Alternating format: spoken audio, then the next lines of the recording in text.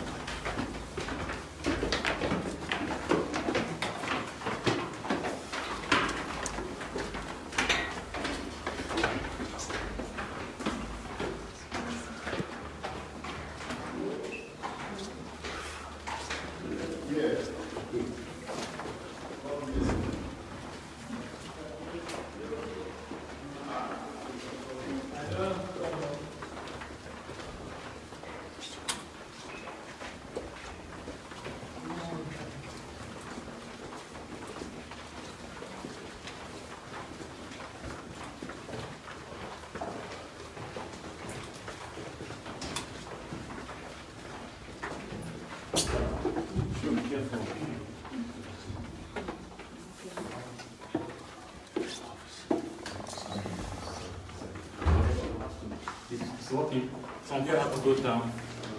Just the next floor down. I'll somehow pick you up the weight. We can't take you. Sorry. You can come in. Joel, help me direct them down. Blackson, come in, please. Much. Blackson, what floor are we going? 3. Third floor. He will direct them. Oh, okay. Did you confirm the transfer? Yeah. I will check.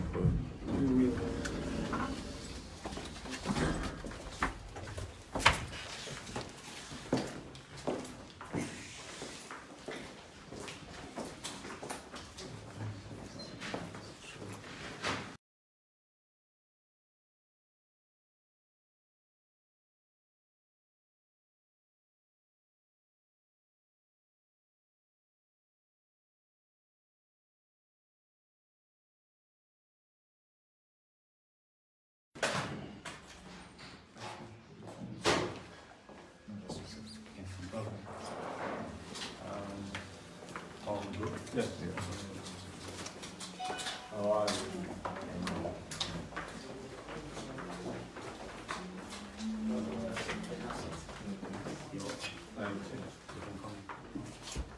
So you just use the hand sanitizer before you go in. If your phone, you cannot go use it, just drop it, please. Thank you. Yes.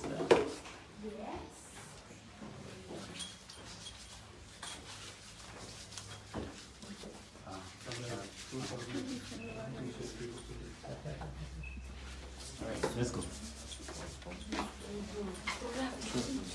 Thank you. Repeat.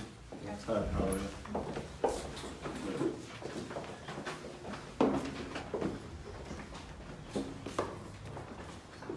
Prophet Buba.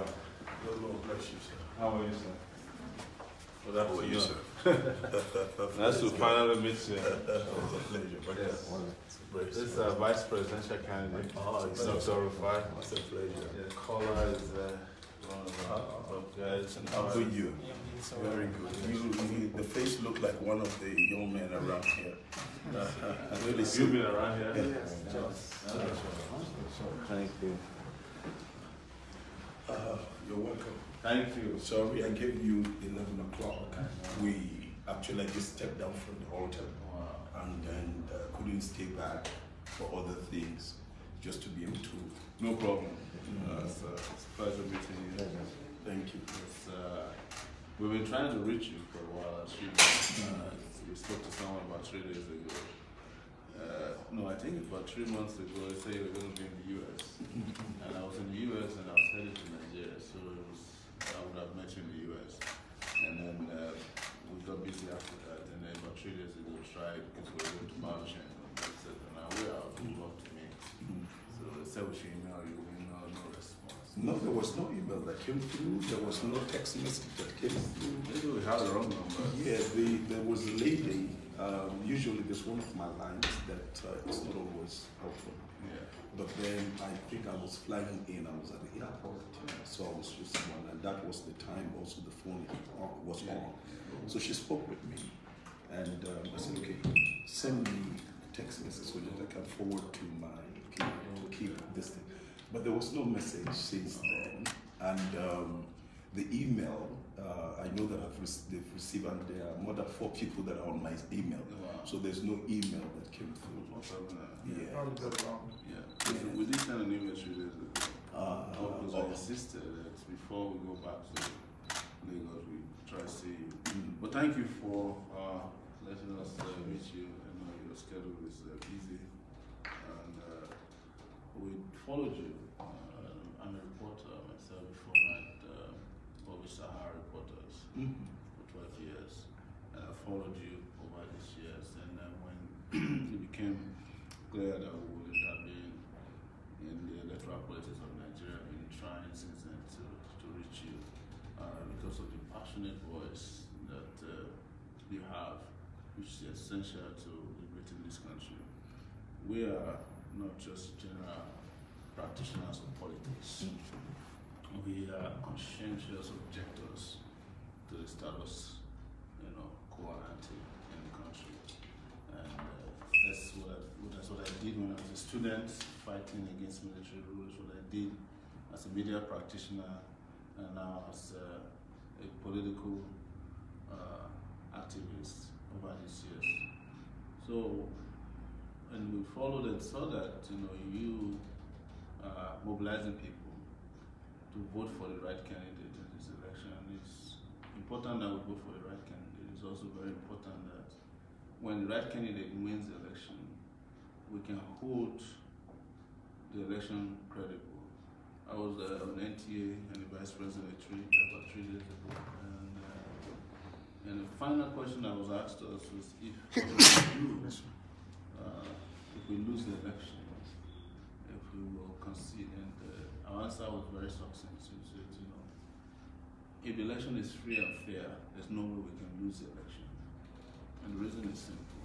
What is a fair election? A fair election is an election that delivers freedom to people and that is fair to their decision.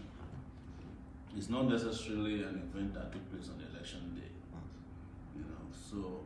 And we think that if people can think freely and fairly about their future, there's no way they'll vote for the 2 major gladiators within the PDP and the APC, particularly President Buhari, but without exception, also Atiku.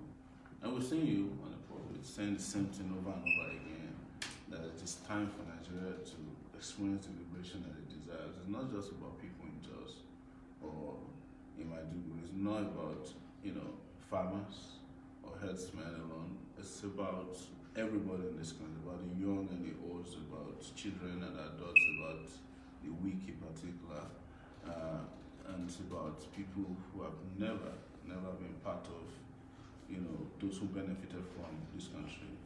So there's the reason we said we would see you. It would have been interesting if we could partake in even your services, but we were told that your service in the afternoon, or It's tomorrow. Tomorrow night, and we'll be leaving town today. So, but we will come back if the opportunity is offered. Was the other important thing is to allow people who are opinion holders to understand that this is a time we should stand tall and not be afraid, and that we are all together in this to to fight until that final answer is delivered. It may happen before election day, and it could happen on election day, and it may happen after election, because a number of situational variables will coalesce in pushing Nigeria in a different direction. I'm not speaking prophetically now, but I know that Nigeria is not sustainable the way it is now. The burden is too much to be borne by the people of Nigeria, and they're tired and they're disillusioned. But there's also anxiety on their part, and the anxiety is driven by the dejection of the past, so they're anxious about the future. So even when honest people present themselves, there's anxiety as to whether they can deliver on their aspirations. But that's why we are out there speaking truth to power and speaking to our people, not to be anxious, but to just hold on a little bit and ensure that they stand their ground until they finally see the promised land. Yes. So that's why we're here, and that's why we waited to see you today.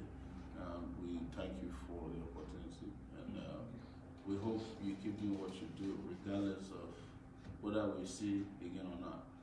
It's very important. And we hope you stand your ground and stand firm and be fearless. Be courageous and truthful at all times, because there might be times that you might feel alone. Just know that you're not. There are a lot of people who rely on your truthfulness. There are people who are inspired by your courage, just to feel strong enough to wake up in the morning and still have hope that this country could be better one day. Yes, but we're here to let you know that we will make it better. Yes. So. Really deeply want to appreciate your coming.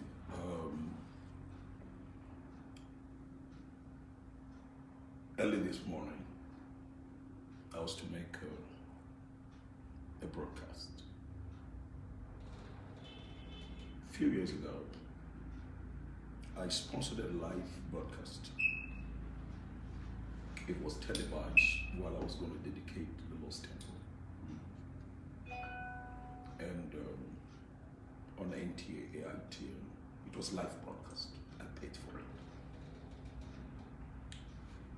And I knew, basically, that the hand of God, because you, as a messenger, you look at where is God moving and where is God is. Because the purpose of the gospel is to give light to people. The purpose of the gospel is to give hope to the hopeless. It doesn't matter what color, doesn't matter what tribe, doesn't matter what language you speak, doesn't matter what field you belong. God sent his son to the whole world to give hope. And that's why when Jesus came, he didn't look at somebody and said, okay, are you a Jew? If that would determine whether you receive your healing or not. He healed all. Because that's God's own heartbeat. And when the gospel came and brought education to us, you realize that most of us from the far north got our best education from missionary institutions. And from our own tribe, which is the Kanuri, you realize that a Kanuri man can speak a very good polished English and yet cannot speak fluent Hausa. Because of what the mission work has done in terms of education. In terms of, I remember, we used to have virtually the strongest leprosy centers were missionary established centers that help our people, because in those days we used to have a lot of lepers in Yarwa. Yarwa, what Borno was known as Yarwa, you know, and that was where I used to go for treatment too. I was a Muslim, basically. I used to go for treatment there, and it was missionary. But what I'm trying to say is, then one of my father's close destined came up. He became the Shehu, which is one of the great Shehus we had, the late Shehu, man of peace. He made sure that Borno was a home to everybody. If you want to have the best place, peaceful, clean, beautiful, it's Maiduguri. Maiduguri has one of the most well-designed city. If you go to our roads and all of that, Maiduguri used to be one of the best places I can ever say. But then, suddenly there was a there was destruction on the psyche of our people. Secondly, people that mentally have mental, let me use the word, mental leprosy, started becoming religious leaders and then began to feed the people with drugs and suddenly became one of the center of rebellion and hell. Now, why I'm bringing this out, I felt it. I have been privileged. My father served in the First World War with several medals. That's my father there. He's passed on to glory now.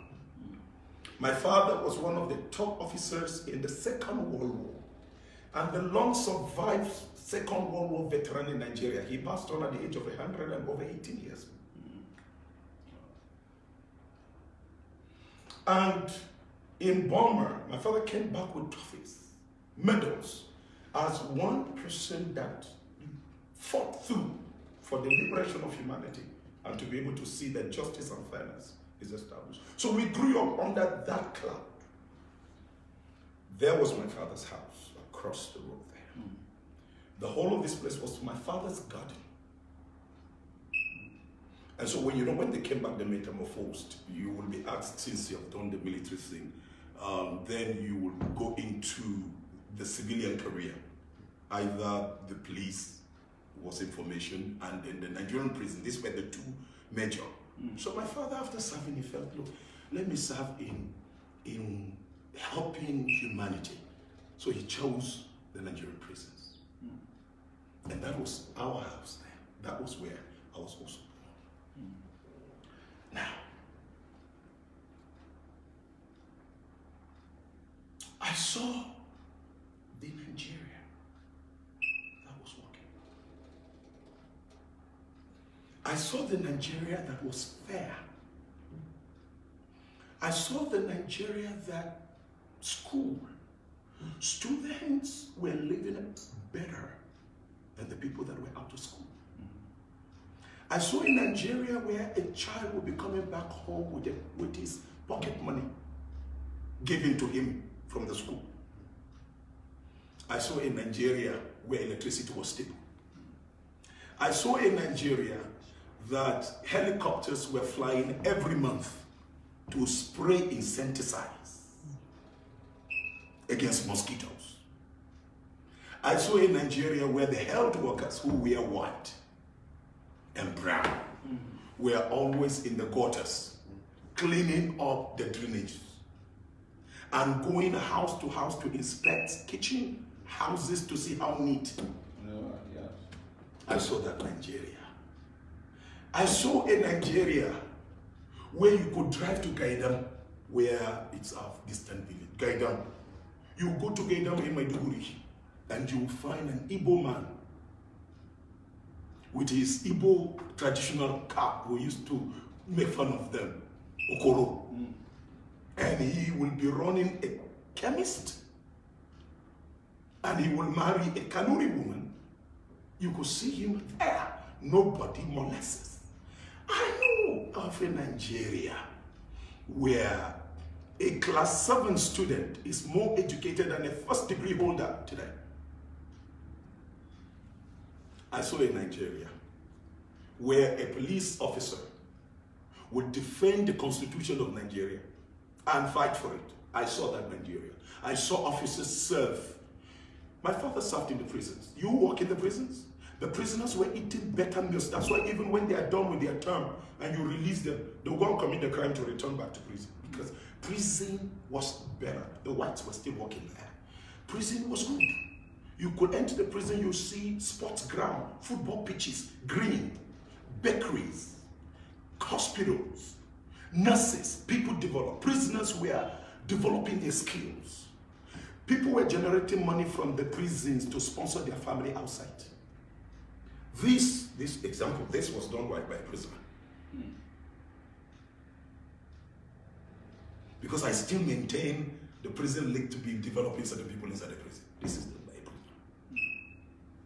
Now this was where prisoners were designing clothes, prisoners were making furniture. And then prisoners were hired, instead of you hiring how to do things in your house, 5 p.m., they returned them back to prison. I saw that in Nigeria.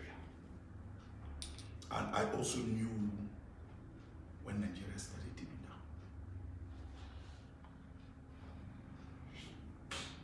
And then we came to where we were. Why I'm making this little reference? I knew where God's hand was when Jonathan was the president of Nigeria. But when corruption started becoming strong, in the live broadcast, I told President Jonathan, and he was going to fly in for the dedication here, to tell you that I don't look at your face when it comes to truth. I stand on the position of the people, that the people must live well and must live well. And I said to him, God's hand is on your life to rule this country and lead this country. 2 things. And in leading this country, there are 5 people you must uproot from your cabinet. I call them by names. His chief of staff, his NSA, his petroleum minister. I call each one of them by their names. And I said, you must clean up this corruption, or else God will give your seat to a stranger. I said it very clearly. I watched it yesterday. Now, sir, God will give that seat to a stranger. That's why when President Buhari came on board, I knew God permitted it, because he needed to flog the man that was giving the mantle. He's like a son given the responsibility in his father's house, and he never appreciates to take care of it. The whole thing will go to a stranger who knows how to take care of it. But then that was the privilege God gave Buhari, to put things in order, especially with the age. Before, by the grace of God, when he started making those mistakes, then I raised a cry. Idiabon was virtually the de facto president. And when he started tipping down, I knew there were certain things he brought into place. I love him because, you know, from the Northeast, one governor that my people loved so much in those days was Buhari as a young man. Buhari was the regional governor of the Northeast. And Maiduguri people enjoyed him.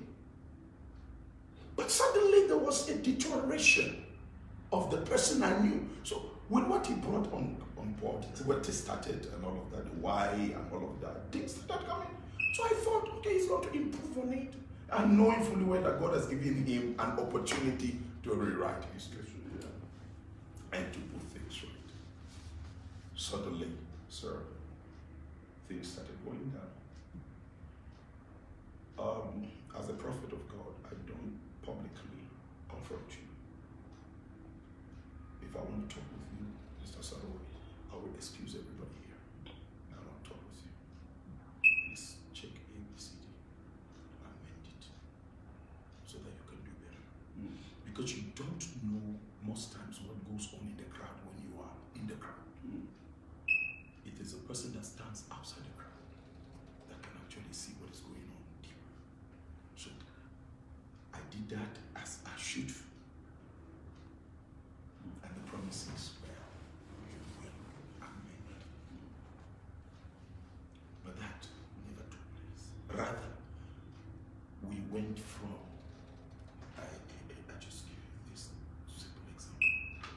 If this perfume is this level, and we have openings that is draining this perfume, naturally, sir, if I discover the openings and I close these openings, what will happen? My oil will remain and not decrease. But where this oil is here and suddenly comes to this bottle, it tells me that there are bigger holes that have been opened. And that is exactly what is on here. Bigger holes have been opened. with a deceptive outlook. Yes. And so the nation's economy went down. I have gone around the 36 states. I have gone to villages within this period, drove villages, and I saw the state of my people. The level of poverty is something I have never seen until the time we had a famine in Nigeria. And that famine was brief. It was because of the drought. And this time around, no drought. But the level of hunger, that's the one too. The level of crime. This is the first time I'm seeing a massive number of suicide in Nigeria. When you're talking about the issue of security, is the worst that has happened. Now, it means that there is a departure from what God has called you to do. I was in America. I was with Rice, the congressman. Yes. And God spoke to me to address my country. The nation was on the siege at that time. Everywhere there was fear. It was just like the days when Jonathan was acting and Yaradua. It was here. I spoke. Live. It was also live. You can go check it out. On the NTA. Jonathan came with Obasanjo here. And I was to pray. So say, don't pray. The nation is on the siege. Break that siege. That it was there I said to Yaradua, Jonathan, don't fear. And I called the names of who were the strong men of Nigeria that are threatened. Yes, sir. And I said, fear them not. Nigeria is for the Nigerian people, and God will defend. It was there. This late lady took it up. Okonjola, Akunyele, took it up. Because we were all here. And when I was done, we prayed. They came and said, thank you for giving us the courage. I said, move. Then, Buhari, Babangida. And I said, forget Babangida, he's never going to rule this country. Buhari, it's not your time. Atiku, don't even try it. And I said it. It was life. Now, if you look at it, Khan, Northern region, stood up against me. It was on advertorial this day and other days. Certain northern cabals. They said, El Buba, why are you talking like that? You are a northerner. I said, I am not just a northerner. I am a Nigerian. My father fought not for a tribe, not for a region. He fought for the black race. Yeah. And he fought, at that time, there was no Nigeria. It was the West African Frontier Force. He laid down his life. So, what are you talking about? And so when this one came, the Lord said to me, son, go and address it. To be honest with you, sir, I told God, see, I have grandchildren now. I have 3. Let me just stay quiet and be praying. Then the Lord said this word to me in America. I was there for 2 weeks locked up, praying. And the Lord said to me, if you don't do it, I will take the children to one to left. I said, the children, please, I know, I will do it. But I knew I was going to be dealing with a man that is not just a man. I'm going to be dealing with a man that I know very well when it comes to demonic things. I knew I have signed my death. Forget, it's not just you're talking about the fiscal president. So I knew where I was. Lord, let me not. But then I had to come in. That was when I came in and I made the address, the first one in October, the second one, and whatever. Now, what I have to take you through is when I see what is going on presently and passionately, I know that we've come to a stage, sir. None of my children's school abroad. It's not because I didn't have the power to do it. It's not because I don't have the capacity to do it. Actually, people have begged me 24 hours every day, every year to live. I've been provided with everything from different national presidents of different countries. I said no. My children never schooled anywhere from their nursery to first degree. They did all their school here because I believe in the Nigerian dream. Yes. I made all my children, when they were given scholarship, my two children came out with first class in the universities. When they were given scholarships to go and do their masters, I said, first do what you must do, then you go do the masters and come back. They did their masters, they came top, came back to this country. They are working here. Because I believe in the Nigerian dream, that Nigeria will come up as one of the strongest nations again to fulfill the purpose of God for the black race. That's right. On that note, I have to address Nido. Yes. In New Jersey. Yeah. Nido and Mrs. Patient, who is the president of Nido, I know. Yeah. came to say, look, sir, actually at that time I had one of the highest pressure to run. 89 nations sent me their desire to support. The congressman, actually they asked and said, you are a natural leader, why don't you lead your country? But I made a statement. I had council of bishops, imams, come here. The entire Sunni, by the grace of God, not my strength, the entire Shiites, by the grace of God, if I tell them move to that direction in who to elect is what they will do. By the grace of God. They've all come, go. But I said, no, I have my role. My role is to see to the midwife. God showed me the new Nigeria. God showed me the blueprint. In 2 years, Nigeria was turned around. 2 years, 2 years, 2 years, 2 years. To one of the greatest nations. Security was dealt with. Infrastructure, economy came up to the top. Nigerians were moved from the bottom of the pyramid to the middle and the top of the pyramid. The Nigerian assets were taken away from the few and spread across the board, where the Nigerian person could make investment into. He showed me everything. Electricity was 24 hours.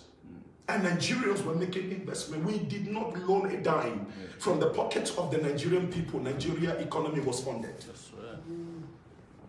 He showed me A, B, C, D to the solution of Nigeria. And then I saw Nigerians in diaspora returning, crying back home, saying, we're tired of slavery in another man's land. Right. That's right. We will come. And Nigerians were building institutions here. And then they were being hired by nations for their expertise. That's right. It was no more moving abroad to go for rest. To stay. It was only for rest. Yes. People go, come back. Everything was working everywhere. Security was at the peak of it. And he showed me everything. He showed me the way employments were created. Not by technocrats who have theoretical understanding, but practical men with the answer on how to ABCD solve it, not just the big stories and big numbers. To describe all those things. I have them in my book here. So, with that, God told me, said, go and try one. So I did it. If you drive when you're done, drive to the airport, go down to a place called Barkeladi. It's just about 30 minutes drive from the airport. Yes, from the airport, less than 30 minutes. You will go to a place called Takwat. That's the place now, behind you. We designed this village when it was invaded by the herdsmen and people were killed. I went there to sympathize with the people. And God said to me, no, don't just sympathize with the people, recreate that village. So I took 1,300 pastors out of town so that we can change the poverty of the mind. Let's solve our problem by ourselves. So I had a retreat for them twice. Then move them to this village. I stayed in this village with all my escorts and what have you. I was sleeping with my wife and my children on the floor in the secondary school. On the floor. And I was feeding 1,300 people every day. Breakfast, lunch, dinner. We moved to the village and God showed me the best material to use, which is bulletproof and is fireproof. So that if tomorrow the invaders try to come, they will fire and the bullet won't go through. So we went there, we designed the machine we were using in brick making. Because we couldn't get money to import the ones from South Africa. So we did it. You can go there. We built 53 3-bedroom modern houses with roads, light, solar light, water. Remember these villagers that go to the hills to ease themselves? Yes. Wow. Living in slums. Now living in a 3-bedroom modern house with roads, recreational center, and whatever. It's there. That was how we reconstructed that village for 20 years now. We built the first set which would take care of all the family units, 53, and give it to the people free with no cost. The only thing you as a person, the community will do is to give your own time to contribute in fetching water, in making sure that the block, so that you can learn how to develop things by yourself. So don't listen to me. If you could do that, not just this, we've done it in a few communities. If you could do that, why is it difficult that somebody now give it to government people? They will put this at how many billion? And we were able to reconstruct that. So, sir, on that, that's why I did what I did. And I had to obey God to talk to the president. As a few days ago, I was invited to discuss, to place what I really want. It was inviting because I look at the people you're suffering for at the same time. 40% of them don't even understand the people you're fighting for. So, at the end of the day, all right, if they're going to put things in place, no problem. If they are ready to make sure that the state policing will be restored, because the only way you can stop the killing here is to put state policing, local policing. You don't go and bring somebody from Sokoto to Plateau and say he's going to be the police officer. It's not going to work. You already allow the locals to defend themselves. Then this stupid thing will stop. Maiduguri, you can't, I don't care the amount of soldiers you pump in there. What you need in Maiduguri, in Borno's crisis, is to allow the locals to defend themselves. Because the key element in the sponsorship of Boko Haram is the locals. Yes. So you must face the reality. And then in terms of how to handle this military, we know that don't know how to handle the military. I gave them. I said, if it is that, I will give you what weapons to use. There is just one camera you can buy in a whole camp of a military compartment. One camera, it will take movements 63 kilometers. It's 1.2 million naira only. If you put this camera here, it will take every movement around here 63 kilometers radius. So there's no way I can have that camera here and we can't see enemies advancing. Why should he come to a stage now until Boko Haram invade and kill young brains? No intelligence. No intelligence. So I said, if they're ready, we'll put it. You don't need 3 billion naira, I said billion naira, not dollar, to equip our Nigerian soldiers in terms of what instruments to use to catch and get proper information. 3 billion, I didn't say $3 billion. I have the records here with amount, with what you need to do. So I said, okay, until I was going to leave for the villa, the Lord said to me, so 3 a.m., I knelt down to pray. Yeah. Can you negotiate with the beast? What beast?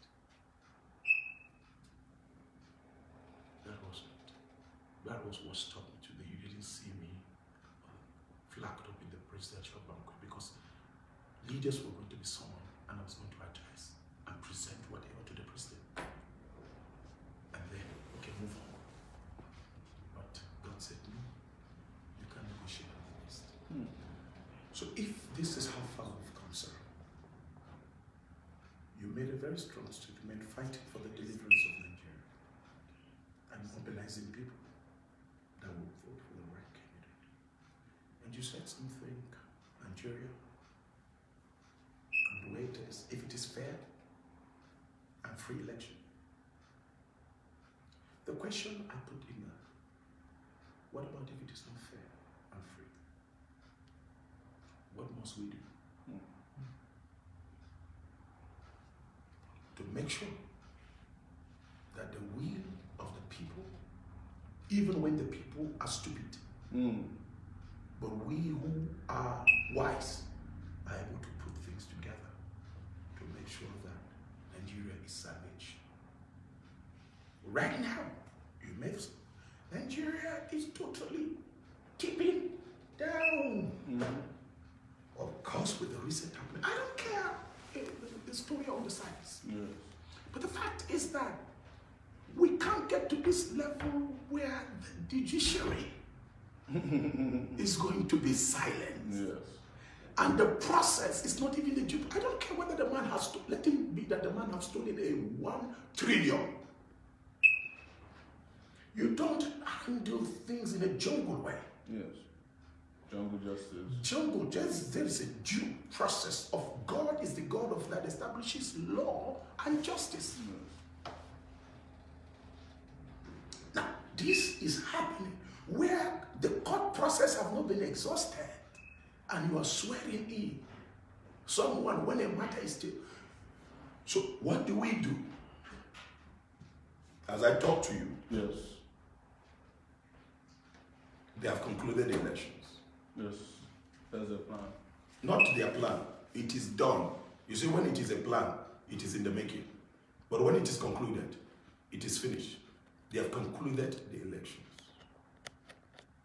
They have allocated what votes will go. I have this with me. That's why I raised the third clap before people started talking about the rigging and whatever. I've seen it. And I'm telling you what I saw with the INEC data itself. With name, I can give you the locations, I can give you the names of the voters who have moved to. That's why Erufai could do the stupid thing he's doing. He's doing it because he's doing it with something he feels, I already have it. But by the grace of God, Goliath can threaten the nation of Israel. But there's always the Davids that will decide to stay. It must come down. No. So this, if it is not fair, what do you do? And I think this is where, as I spoke to some of the presidential aspirants that have come here, the ones who are honest, I'm not talking about the ones who are not convinced in what they're doing. They're just doing it for what they can get. Yes. I give you an example. Obi has been laying down her life to be doing stuff. I have spoken to that young lady even before she went. When she was doing the, what do you call it, the girls' child something. Yeah. Bring back our girls. I told her what God wants to use her. She was to be a mobilizer. And lead a movement to mobilize, to bring together great hearts for the formation of true leaders.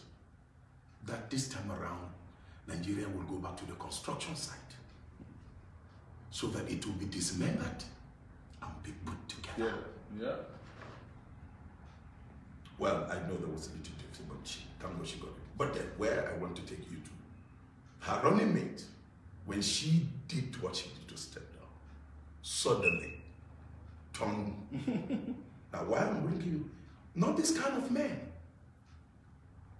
If you believe in a cause, you know that the nation and the people are suffering and have been enslaved. You don't come back because you, Mr. Sowore, have decided to say, I'm stepping down so that we can form a coalition to redeem this country. And then suddenly your running mate turns back with the whole party machinery to say, we're endorsing the, in quote, the enemy of democracy.